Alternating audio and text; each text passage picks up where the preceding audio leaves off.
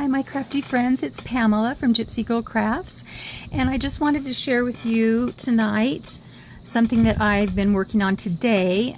This is twisted fabric twine, and I haven't made any for quite a while, but I just recently ran out, so I started to make some more, and I just wanted to show you my little version of how I do it.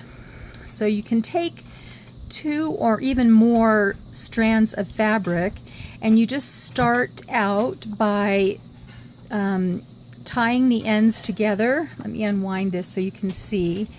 I just made a knot at the very end. There we go. So I just made a knot at the very end. So you can start out with 2 if you're not comfortable using more than 1 strand.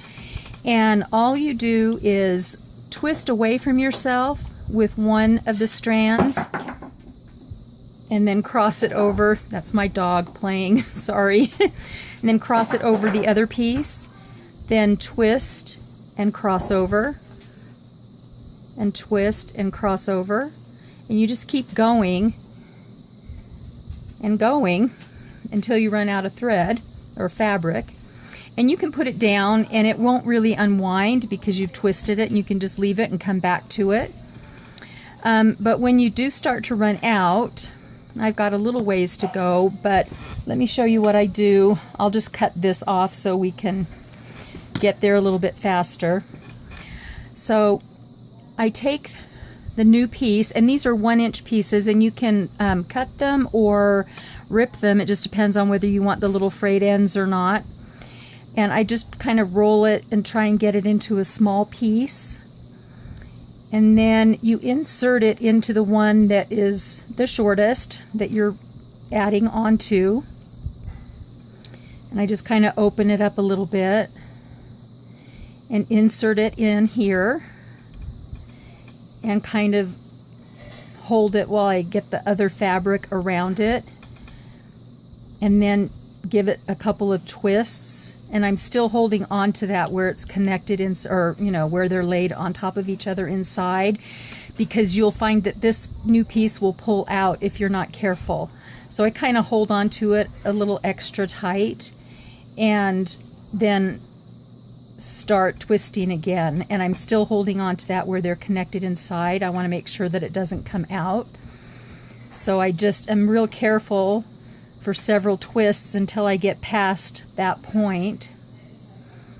And you just keep going, and sometimes the fabric has a tendency to turn itself inside out, and you just have to kind of stop and straighten it out, get the right side up so that you have that color, and you just keep going. And these pieces are really great for using as a closure for your journals, just kind of as a really cool tie. You can use them, glue it on pages in your journals to accent a page or around a picture, just like you would any ribbon. And I think they're really awesome. You just keep going, and once you get past this point, you'll see that the old piece that we added this purple piece to, you can see here where the end of that other one is kind of sticking out.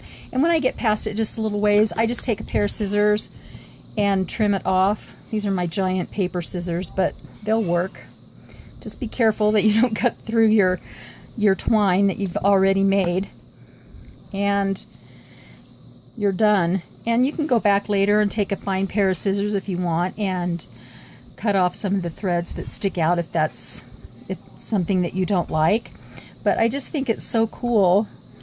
And this bright pink piece right here is this chiffon-y, silky, synthetic fabric. So I cut this piece actually a little wider than 1 inch to make up the difference in the diameter of the twist, because I didn't want this one to be a lot smaller than the other, so I doubled the size of that fine fabric.